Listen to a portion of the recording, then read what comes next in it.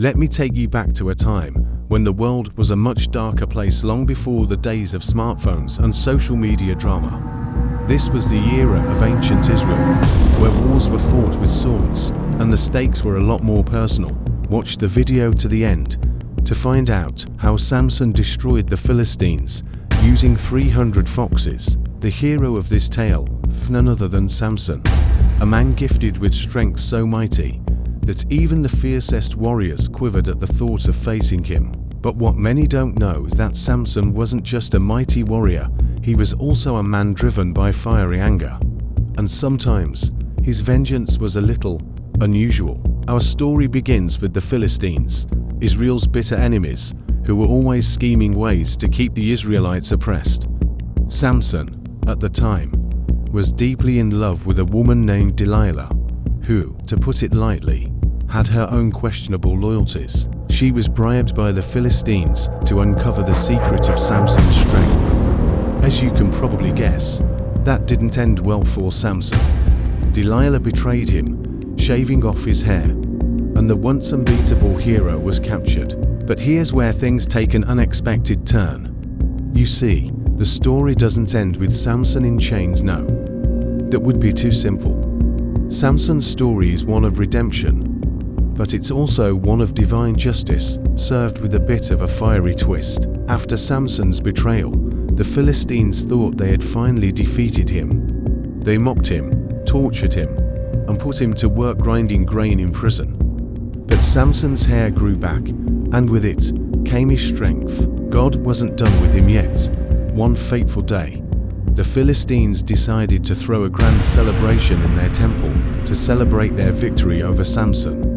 They paraded him in front of everyone, thinking they had broken him for good. But Samson, knowing the time for his revenge had come, called on God for one final burst of strength.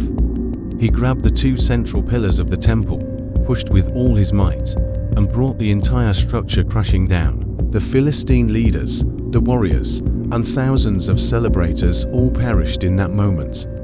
But that wasn't the full extent of Samson's fiery vengeance.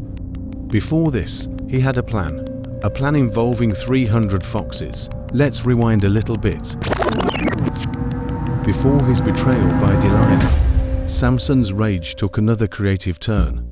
Samson had been wronged, and he wasn't about to let it slide.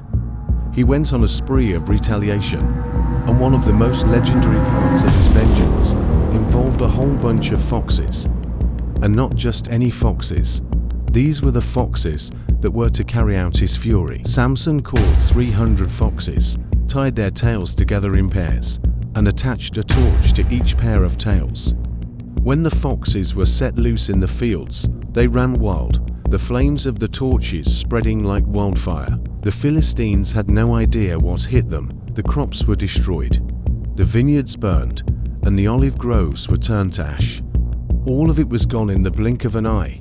Everything the Philistines had worked for, laid to waste in a trail of fire and smoke. This act of divine retribution wasn't just a personal vendetta. It was a message.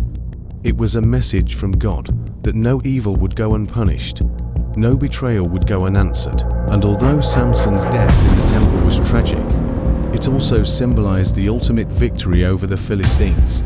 In the end, God's plan for justice had been carried out, and the mighty Philistine empire would never be the same again. Samson's fiery revenge was a powerful reminder of how divine justice works.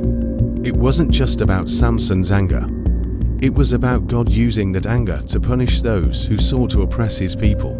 So, next time someone brings up the story of Samson, don't just think about his strength.